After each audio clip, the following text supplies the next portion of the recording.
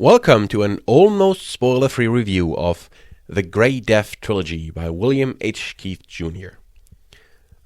To make it clear, we're not talking about a real trilogy here. Instead, we have the first three books from the Saga of a Gray Death Legion, and they are independent books that can stand on their own, although, of course, they are interconnected because they share the same main protagonists, Grayson Death Carlyle. And in these books, we can see the rise of Grayson Death Carlyle, from an orphan left behind to a mercenary commander that should change the sphere forever. The first book is Decision at Thunder Rift. 3024. The planet Trelvan, near the Lyran Commonwealth's periphery border. Betrayal and a surprise attack leave a 20-year-old Grayson Carlyle alone on an unfriendly planet. He has to become a true leader and commander to solve the conflict and get away with his life. Basically, we're pushed right into a mysterious attack on the old mercenary company of Grayson's father.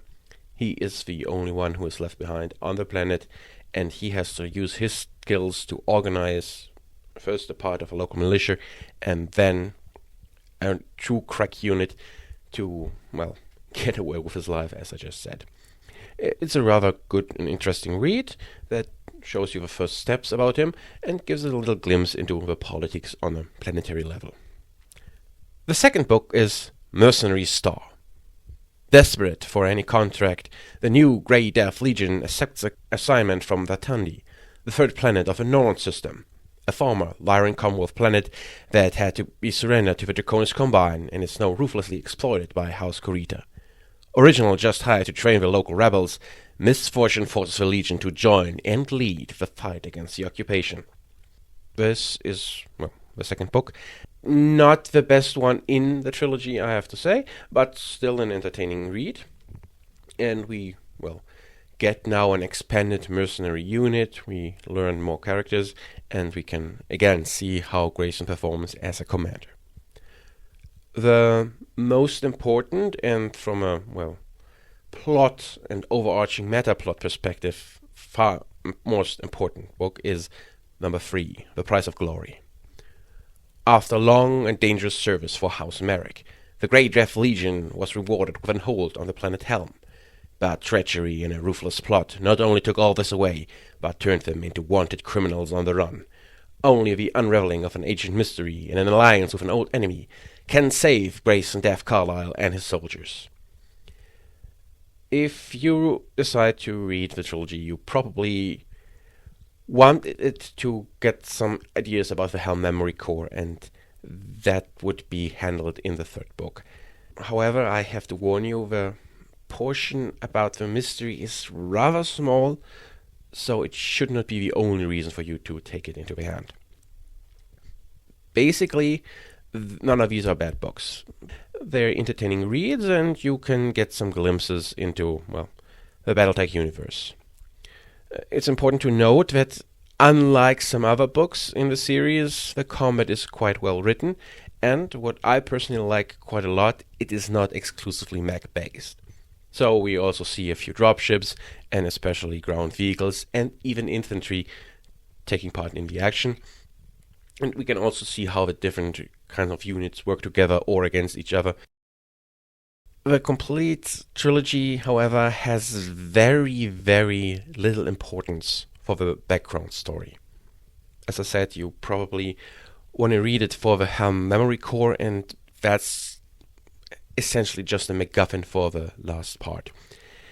You will not get much high politics, you will not get personally into touch with a member of the royal families, and that's also a big divergence from the other books in the series. What was the most troubling thing for me was that Grayson Death Carlyle himself is often on the border of becoming a Mary Sue. And it was even in the first book that I thought by myself, is he a Mary Sue, or can I give him a pass?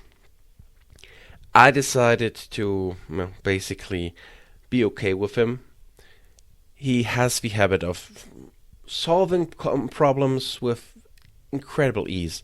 For example, if there's a fight between one medium and two heavy mechs, we know who will win. It's Grayson in his medium mech. If he has to make a attack work that failed just weeks before, yeah, he can do it, and he will solve a mystery that is centuries old because he has two hunches. With other words, the guy attracts the Deus Ex Machina plot device like no one else. What prevents him from becoming a Mary Sue is, in my personal opinion, he always remains likable. He is never really an asshole. He is never so perfect that everyone has to like him. He is often, with self-doubts. He often admits that some courses of action are risky, that there is a danger involved, and he never gets a 100% victory. He always has to sacrifice something. He gets a pass from me. So there's of course the big question, who should read the books? First, fans of a Gray Death Legion and a certain Ruby Red Duke will have to read them. Although if you're in this category, you probably already have read them and just want to hear my take on them. Yep, you should do it.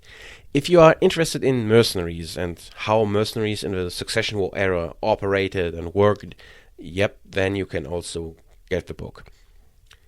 What's also quite good is that we can get a frog eye perspective. Most other books only describe the events from the perspective of the ruling houses, and we never even bother about the little people, and that's different. Here we are very close on the ground to the people who actually make the majority of the population in the sphere, and how they react to all these machinations, to war, changes of government, and so on. And that's really something that I liked from the books. I already said it. If you're just in for the meta plot, if you just want to know how other things going, how is politics playing out, then I have to say you can basically skip these books. If you want to have some information about the Hell Memory Core, you can take The Price of Glory and read it on its own. Altogether, I would say it's rather entertaining. It's quite good. It's good written. I liked it, and it gets a thumb up.